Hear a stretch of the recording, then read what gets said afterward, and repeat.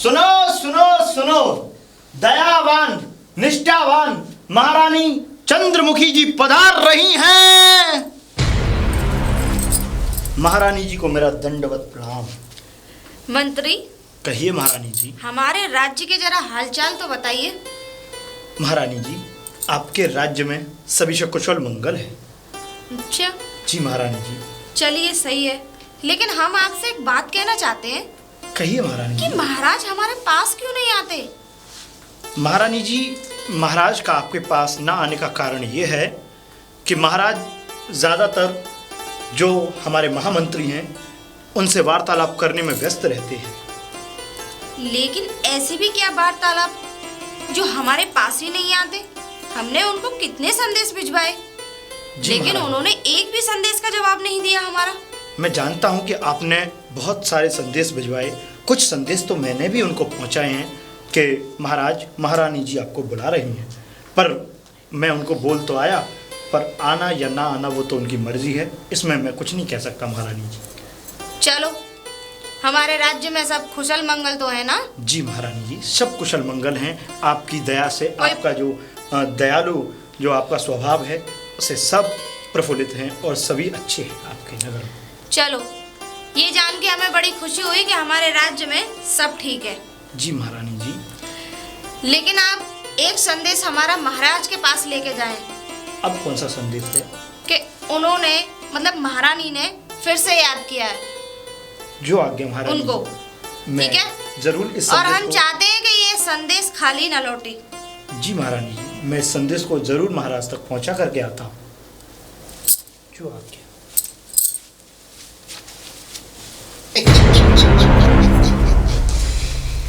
मेरा नाम भी नागेश्वर नहीं, जो इस राजा के पूरे साम्राज्य को तहस नहस न करवा दिया।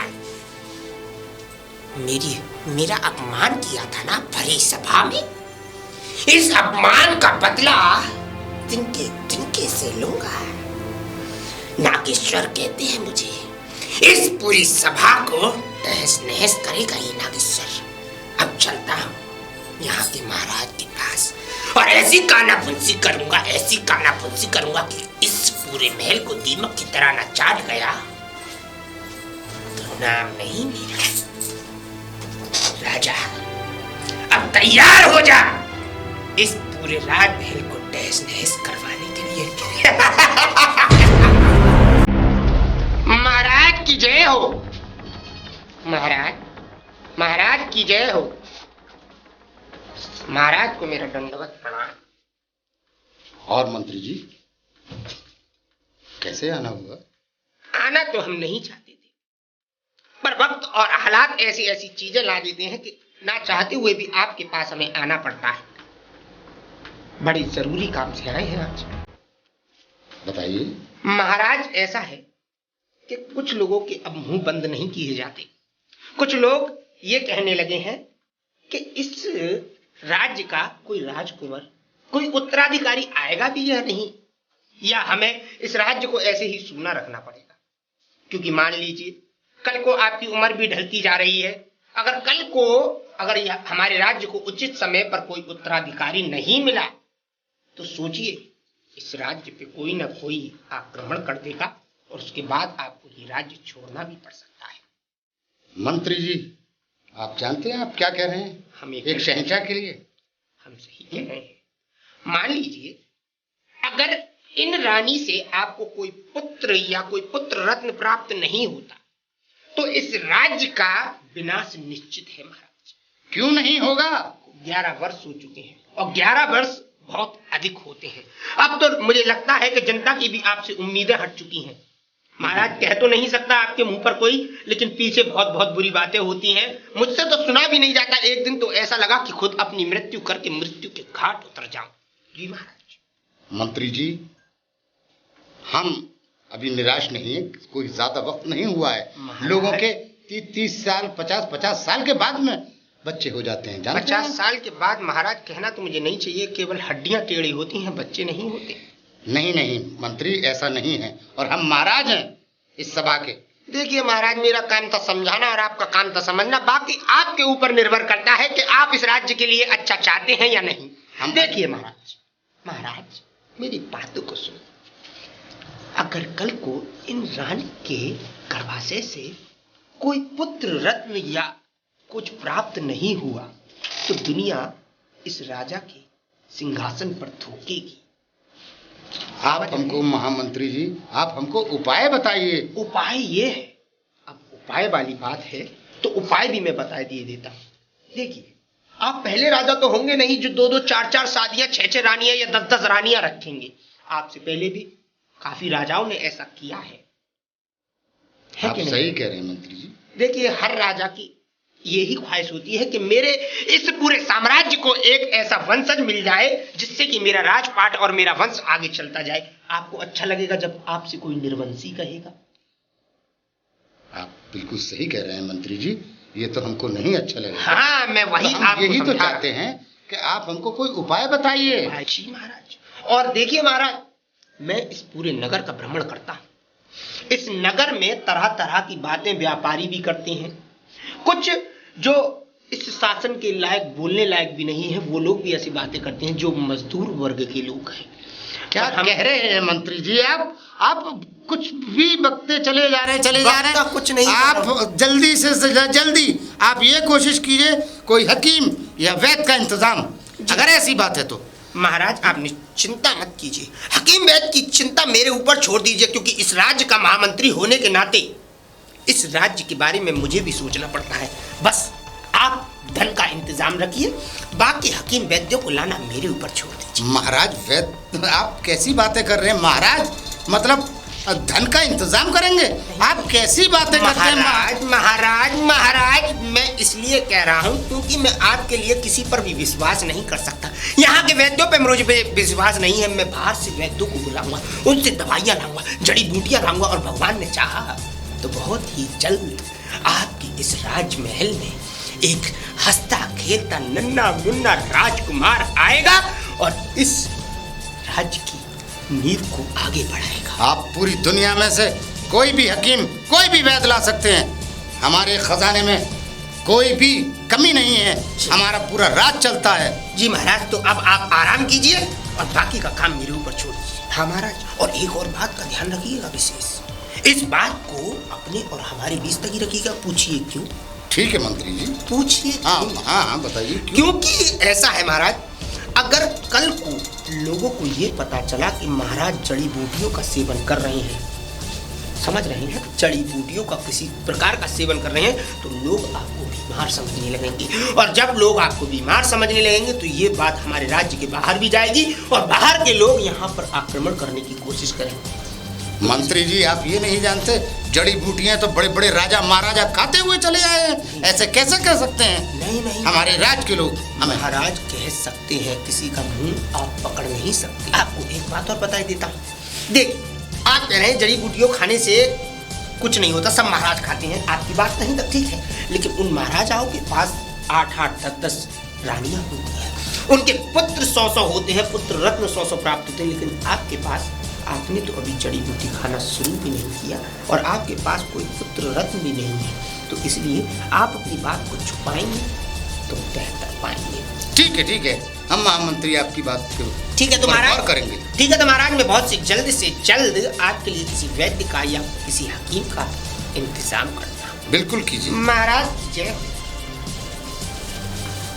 समझ में नहीं आता हमारे मंत्री जी, हाँ बाएं शाएं बकते रहते हैं, क्या क्या कहते रहते हैं। अरे भाई, कोई वक्त थोड़ी ना ज़्यादा हो गया है अभी, है? लोगों के 20-20, 30-30 साल बच्चे नहीं होते, और फिर 40 साल 50 साल की उम्र में रानियों के हुए हैं। ऐसा नहीं है, मगर ठीक है, हम हमारे महामंत्री हैं, हम अपनी मंत्री की बात से सहमत हैं।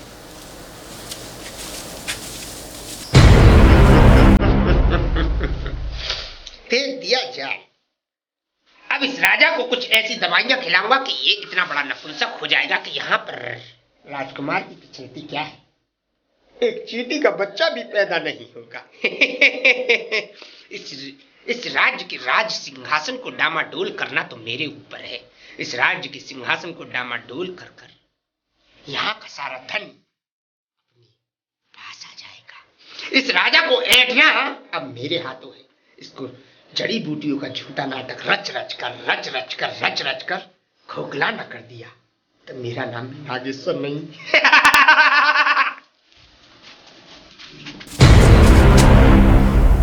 सैनिक, ये क्या है? मैं अपना कर्तव्य पूरा कर रहा हूँ मंत्री जी। कर्तव्य? जी। किसके प्रति? महारानी के प्रति। महारानी के प्रति आप अपना कर्तव्य पूरा कर रहे हैं तो आपको ये पता होना चाहिए कि किसके आगे ये भाला लगाना है और किसके आगे नहीं। क्षमा चाहता हूँ मंत्री जी, लेकिन मैं बिना महारानी की इजाजत के आपको अंदर नहीं आता। मैं इजाजत लेके आता हूँ अभी। इजाजत? हमें इजाजत की जरूरत नहीं पड़ती, क्योंकि इस नगर के हम महामंत्री हैं। हमें राजा ने इतनी बड़ी पदवी दे रखी है कि हम किसी के भी कक्ष में आ भी सकते हैं और समय से जा भी सकते हैं। बस समय उचित होना चाहिए। मंत्री जी, मुझे इजाजत तो लेनी पड़ेगी। चलिए ठीक है, आपकी जिद को हम मान लेते हैं, लेकिन आपकी इतनी हैसियत नहीं कि आप इतनी बड़ी बात कह रहे हैं। ये पहली और आखिरी गलती है आपकी, क्योंकि मेरा काटा हुआ पानी भी नहीं मांगता। नाम नागेश्वर है, इसी तरीके से मेरे अंदर नस नस में विष भरा हुआ है। लोहे को भी काट देता है मेरा ये विष। क्षमा चाहता हूँ मंत्री जी, मैं इजाजत लेके आता हूँ। जाइए। महारानी की जय हो। महारानी की जय हो। सैनिक, क्या बात है? महारानी, आपसे मंत्री जी मिलना चाहते हैं। भेजो उन्हें। जी महाराज।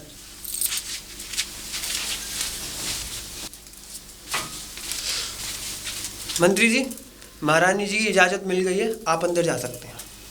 हम अंदर तो चले जाएंगे, पर एक बात का ध्यान रखना आप, ये आपका पहला और आखिरी रोकने का कर्तव्य था। आगे से अगर हम कभी आए तो सिवाय सलाम के और प्रणाम के कुछ दोबारा मुंह से निकलना नहीं चाहिए।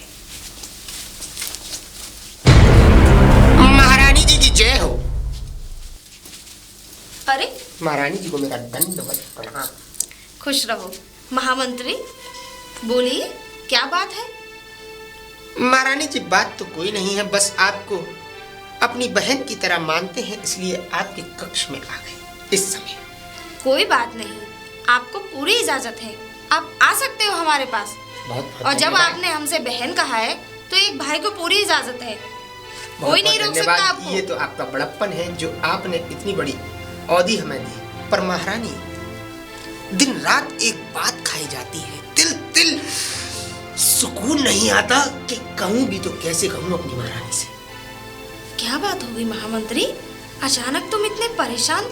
महारानी, क्या बताऊं आपको, तिल तिल मरने लगा हूँ। ऐसा लगता है कि इस गले में एक रस्सी की फांसी लगाकर और मर जाऊं, क्योंकि अब मेरे कानों को यह सब बर्दाश्त नहीं होता जब कोई कहता है ना कि मेरी महारानी बांझ है, मेरी महारानी की कोई पुत्र रत्न प्राप्ति नहीं है, तो मुझे ऐसा लगता है कि एक खंजर मेरे सीने में गया है। बस मैं आपको बता नहीं सकता। किसने कहा ये? किस का मुंह रोकेंगे आप? यहाँ की जनता, यहाँ के व्यापारी, सभी लोग ये बातें कहते हैं। क्या इस राज्य को कटवा देंगे इस बात के पीछे? क्योंकि इस राज्य से ही हमारा संसार है, हम किसी का मुंह नहीं रोक सकते महारानी। बस मैं तो इतना कहना चाहता हूँ कि आपको कुछ ऐसा प्रयत्न करना होगा जिससे इस राज्य को एक पुत्र रत्न की प्राप्ति हो, जिससे कि उस पुत्र रत्न से इस चारों ओर हरियाली की दोबारा लहर आए और आपका सम्मान कहीं भी घटता हुआ ना दिखे। महारानी जी। महामंत्री, आप साफ साफ बताइए, आप कहना क्या चाहते हैं? हम कहना ये चाहते हैं कि महारानी जी, कोई ऐसी औषधि, कोई ऐसे विद्वान, कोई ऐसी दाई या कोई ऐसा हकीम या कोई ऐसा वैद्य का इंतजाम करवाइए जिसकी औषधियों से आप, जिसकी जड़ियों से आप शीघ्र से शीघ्र इस राज्य को एक पुत्र रत्न प्राप्ति दे सकें। क्योंकि आपके विवाह को 11 वर्ष हो चुके हैं और 11 वर्ष एक बहुत लंबा समय होता है। कि आपको तिल तिल नहीं खाई जाती ये अकेलापन, का आपको तिल तिल नहीं खाया जाता ये सूनापन? बताइए महारानी। ये बात तो आप बिल्कुल सही कह रहे हैं महामंत्री। कभी कभी ऐसा भी लगता होगा महारानी जी कि ये रातों का अंधेरा कब खत्म होगा। हाँ, ये दिन का उजाला कब आएगा, कब इस संसार में एक हंसता खेलता नन्हा मुन्ना राजकुमार आएगा जो आपकी गोदियों में खेलेगा, किलकारियां देगा, हंसेगा, खेलेगा और आपसे कहेगा माँ। सही कह रहे हैं आप, मैं वही चाहता लेकिन हूँ। हमने तो इतने नुस्खे आजमा लिए, आज तक हमारे ऊपर तो कोई फर्क ही नहीं पड़ा। फर्क आपके ऊपर नहीं महारानी, कुछ लोगों ने आपके ऊपर फर्क पड़ने नहीं दिया, क्योंकि कुछ लोग चाहते हैं कि इस राज्य में आप ना रहें और महाराज का ये सिंहासन डामाडोल हो जाए, क्योंकि पुत्र रत्न अगर प्राप्ति अगर इस सिंहासन के लिए नहीं हुई तो ये सिंहासन पूरा बहक जाएगा, ढह जाएगा, मिट जाएगा। कौन है वो गुस्ताख? नाम नहीं लूंगा क्योंकि मैं आपका भाई हूं। मैं यहाँ नाम नहीं ले सकता क्योंकि सभी लोग आपके लिए समान हैं और मैं नहीं चाहता कि किसी व्यक्ति की वजह से आपको परेशान होना पड़े। बस आप औषधियों की चिंता कीजिए कि आपको बस एक पुत्र रत्न प्राप्ति हो और उसके बाद इस नगर का जो भी व्यक्ति आपके बारे में उल्टा सीधा बखान बकता है उसका मुंह वहीं की वहीं बंद हो जाए। लेकिन ये होगा कैसे? होगा कैसे? ये है आपका भाई, ये करके देगा आपको सारे इंतजाम। आपके लिए वैद्य का भी इंतजाम करेगा, आपके लिए औषधियों का भी इंतजाम करेगा, आपके लिए हकीम का भी इंतजाम करेगा और आपकी पूरी देखभाल का सारा जिम्मा अपने सर पर मिलेगा। आप करेंगे ये सब? जी महाराज जी। लेकिन कैसे? कैसे? महाराज को औषधियां खिलाकर, आपको औषधियां खिलाकर इस परिपूर्ण तरीके से, इस तरीके से मैं स्थगित करूंगा कि आप लोगों के यहाँ बहुत ही जल्द बच्चे की किलकारियां गूंजेंगी और उसके बाद खुला हुआ संसार आपका इंतजार कर रहा होगा। एक छोटा सा बच्चा जब 6 महीने का, साल भर का होगा तो अपने पैरों से चलता हुआ इस राज्य की दौड़े करेगा। आपको माँ कहेगा, आपके पीछे भागेगा। आप एक कटोरी में सिवैया या खीर लेकर उसके पीछे भागेंगी, मुन्ना खा ले। हाँ, बस आप सही कह रहे हैं महामंत्री। एक माँ की जो इच्छाएं होती है आज आपने बताकर उसे जागृत कर दिया।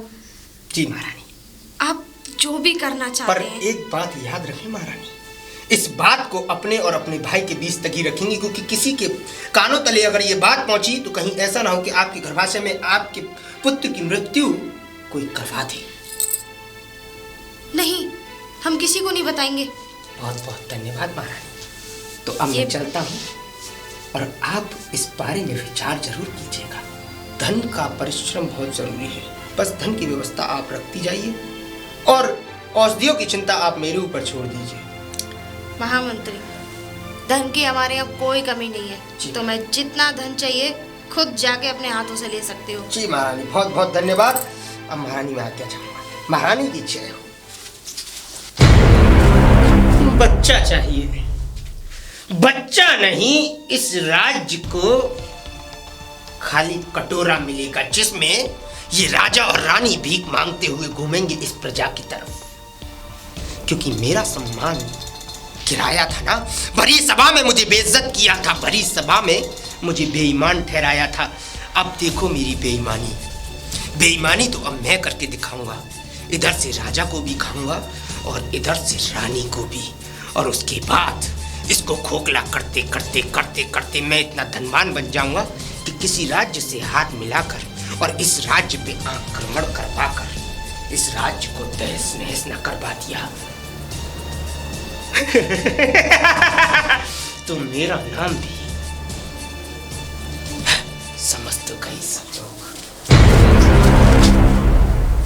अरे वाह, तुम तो बहुत समझदार हो गई, बहुत अच्छा किया।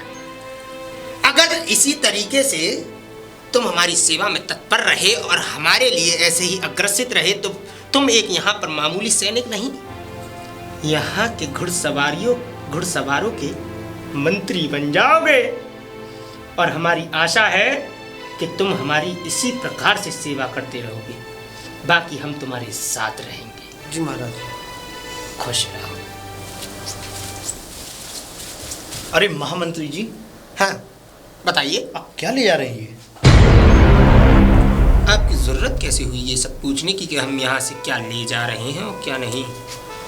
अगर आप महामंत्री हैं तो हम मंत्री हैं, हमारा पूछने का हक है। पूछने का हक तो यहाँ की राजा रानी का भी नहीं है। वो तो हम तो नहीं पूछते कि हम यहाँ से क्या ले जाते हैं और क्या नहीं ले जाते। आप एक मंत्री हैं, अपनी हद में रहेंगे तो आपके लिए अच्छा रहेगा। आप दिन पे दिन ये खजाना खाली किए देते हैं, हम कहाँ ले जाते हैं आप? हम इस खजाने को चाहे आग लगाते हैं। आप अपने पद तक सीमित रहिए। आप पद से ऊपर बढ़ने की जरूरत ना कीजिए। समझदार हैं, क्योंकि राजा जी ने हमसे स्वयं कहा है कि जो भी आपको चाहिए वो आप यहाँ से ले जा सकते हैं। वो तो ये समझ लीजिए महामंत्री जी कि आपको जो पद मिला हुआ है वो हमसे कई गुना ऊंचा है। तभी तो हम कहते हैं कि जूते की रगड़ हमेशा जूतों में रहती है, आसमान में नहीं उड़ती।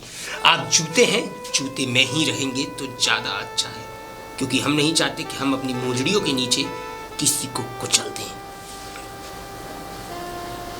ठीक है, आप जैसा कर रहे हैं वैसा उचित कर रहे हैं, पर मैं आपको एक बात बता दूं कि आप जैसा इस राज्य के लिए कर रहे हैं वैसा कोई महामंत्री करता नहीं है अपने राज्य। यही तो हम भी कहना चाह रहे हैं कि जैसा हम इस राज्य के लिए कर रहे हैं वैसा कोई महामंत्री नहीं कर सकता, क्योंकि इस राज्य की हम खुशहाली देख रहे हैं। हम इस धन को उच्च नहीं मानते, हम इस राज्य की खुशहाली को उच्च मानते हैं। इसीलिए इस धन की प्राप्ति उस खुशहाली के लिए हमेशा जरूरी रहेगी। और एक बात याद रखना, आज तो हमें रोकने की ज़रूरत की है आपने, नहीं तो आगे चलकर हम आपका सम्मान भी भूल जाएंगे कि आप इस राज्य के मंत्री हैं।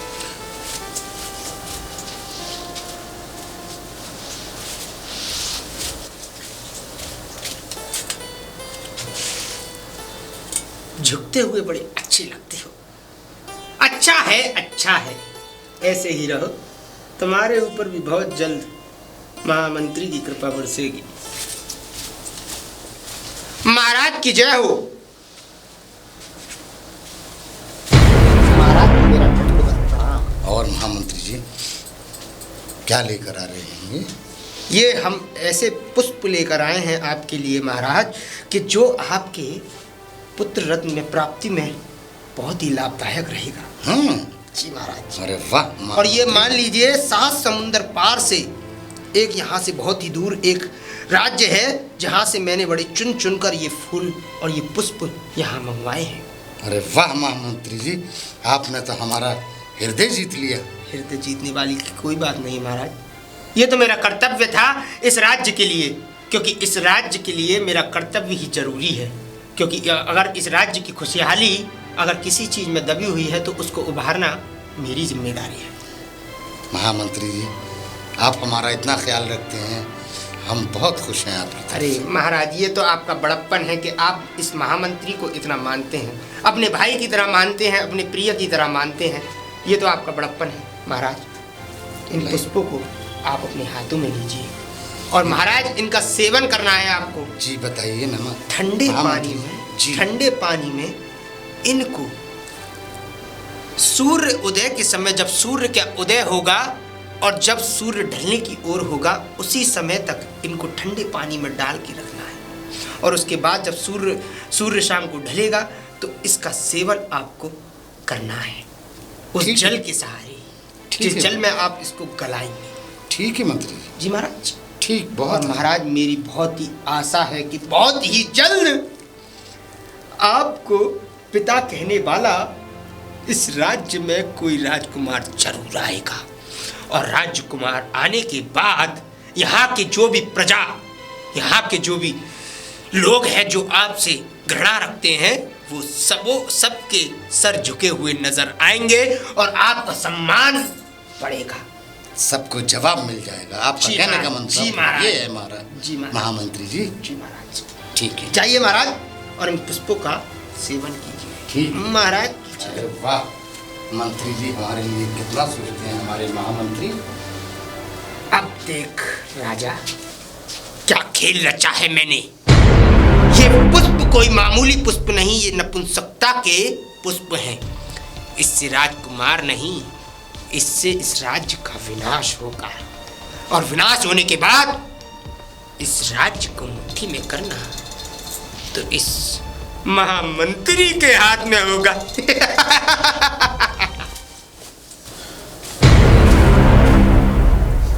हमें महाराज से मिलना है। आप थोड़ी देर यहाँ पे इंतज़ार करिए, मैं महाराज से आज्ञा लेकर आता हूँ। ठीक है, जाइए। महाराज की जय हो, महाराज की जय हो। महाराज। क्या सिपाही, क्या खबर लाए? मंत्री जी आपसे मिलना चाहते हैं। मंत्री जी को भेजो हमारे पास। जी महाराज। मंत्री जी कहिए। आप अंदर जा सकते हो, आज्ञा मिल गई है। ठीक है। महाराज की जय हो। आओ मंत्री, कैसे आना हुआ मंत्री? महाराज, मैं बहुत दिनों से ये चीज देख रहा हूं, ये महल में हो क्या रहा है? क्या हो रहा है? मैं यही तो पूछना चाहता हूं कि महल में क्या हो रहा है महाराज, ये बताइए। महामंत्री जी जो हैं वो न जाने हमारे महल के जितने भी जो स्वर्ण मुद्राएं हैं सब निकाल निकाल के बाहर ले जा रहे हैं। ये क्या हो रहा है महाराज? इसमें कोई प्रतिबंध क्यों नहीं है? नहीं मंत्री जी, वो हमारे महामंत्री हैं और वो जो कर रहे हैं वो सोच समझ कर कुछ कर रहे हैं। महाराज, आपको महामंत्री जी ने कोई जड़ी बूटी घोल के तो नहीं पिला दी जो कि आप उसको पीने के बाद में आप उनके ही गुण गा रहे हैं? अरे आप तो एक निष्ठावान और सत्यवादी राजा हैं महाराज। नहीं, हम महाराज हैं। हमने इस बात से इनकार कब किया है मंत्री? मगर आप ये तो बताइए, वो जो कर रहे हैं इस राज के लिए वो किसी न किसी जगह लगा रहे होंगे। महाराज, मैं जानता हूं कि वो किसी राज्य के लिए लगा रहे हैं या किसी चीज के लिए लगा रहे हैं। अरे महाराज, कुछ भी काम आप करा रहे हैं तो उसे सोच समझ के तो करिए या उसे कराइए और उनसे पूछिए इस बात का, उनसे ये लीजिए कि वो कहाँ अशर्पियों को कहाँ दे रहे हैं उन सारी। देखिए मंत्री जी, वो महामंत्री हैं, वो फौज फर्रा पर खर्च करते हैं, वो पूरी आवाम के ऊपर खर्च करते हैं। आप नहीं जानते, हमारी प्रजा है, हम राजा हैं यहाँ के, आप इतना नहीं समझते। पैसा खर्च तो होता ही है, मुद्राएं खर्च होती हैं जब कोई काम किया जाता है तो। महाराज, अगर ऐसा चलता रहा, महामंत्री जी अगर ऐसे स्वर्ण मुद्राएं जितने भी हमारे महल में हैं सारी अगर इसी प्रकार से वो निकाल निकाल के ले जाते रहे तो महाराज एक ना एक दिन ये महल ये खाली हो जाएगा महाराज, ये कंकाल हो जाएगा बिल्कुल। मंत्री जी वो हमारे महामंत्री हैं, आप जो बोले जा रहे हैं आपको सोच समझ कर नहीं बोलते। महाराज, क्या सोच समझ के बोलूँ मैं? हाँ, मैं अपनी आंखों से इस महल को बर्बाद होते हुए नहीं देख सकता महाराज, मैं नहीं देख सकता। हम मानते हैं कि आप हमारे वफादार मंत्री हैं और बहुत अच्छे मंत्री हैं, मगर इसका मतलब ये तो नहीं आप महामंत्री पर उंगली उठाएं। वो भी तो आपकी तरह ही हैं महाराज। वो भी तो हमारे यहाँ हमारे ही हैं भाई। महाराज, मैं मानता हूँ कि वो मुझसे उच्च पद पर महामंत्री हैं, पर महाराज इसका मतलब ये नहीं आज तक हमने इस महल को अपना मानते आए हैं, आज तक हमने अपने महल को कभी कोई ठेस नहीं पहुंचाई। और आज जो महामंत्री बने बैठे हैं जिनका हमसे उच्च पद है वो इस महल को बर्बाद करने में लगे हुए हैं। मंत्री जी, हम आपकी हर बात से सहमत हैं। हम ऐसा नहीं है कि आपको खराब बता रहे हैं, आप बहुत अच्छे मंत्री हैं हमारे, मगर हम ये भी तो मानिए कि वो महामंत्री हैं, वो कहीं ना कहीं फौज पे हमारी रियाया पे खर्च कर रहे होंगे, कुछ ना कुछ करा रहे होंगे, कुछ हमारी यादगार में बनवा रहे होंगे। आप मानने के लिए ये क्यों नहीं है तैयार मंत्री जी? तो आपने उनको इस बात की इजाजत किस प्रकार दे दी? अरे हमारे राज्य में किस चीज की कमी है? मैं कल ही राज को देख करके आया हूँ, पूरे नगर में घूम करके आया हूँ, कहीं तो किसी चीज की कमी नहीं है महाराज। और अगर कभी कमी होती भी है तो सबसे पहले महाराज मैं उस चीज़ का निवारण करता हूं, तब जाके महामंत्री जी को बताया जाता है, तब जाके वो लेके जाते हैं। ना मुझे मालूम पड़ रहा है, ना मुझे ये मालूम पड़ रहा है कि राज्य में किस चीज़ की कमी है, नगर में कौन दुखी है कौन सुखी है। महाराज, ये उल्टे काम क्यों हो रहे हैं महाराज? हम आपकी वार्ता पर गौर करेंगे और महामंत्री जी जब तक हमारे जो भी ले जाना चाहते हैं उन्हें ले जाने दिया जाए। महाराज, मैं आपसे विनम्र निवेदन करूंगा कि देखिए जल्द से जल्द हो सके तो महाराज इस बात पे गौर देने की कोशिश करें, ठीक, वरना महाराज एक दिन ऐसा होगा कि ये महल पूरी तरीके से बर्बाद हो जाएगा। नहीं, क्या बकते हैं आप? जा सकते हैं आप, जो महामंत्री से बात मैं जा तो रहा हूं, पर आप इस बात पे गौर करें, आज्ञा दीजिए।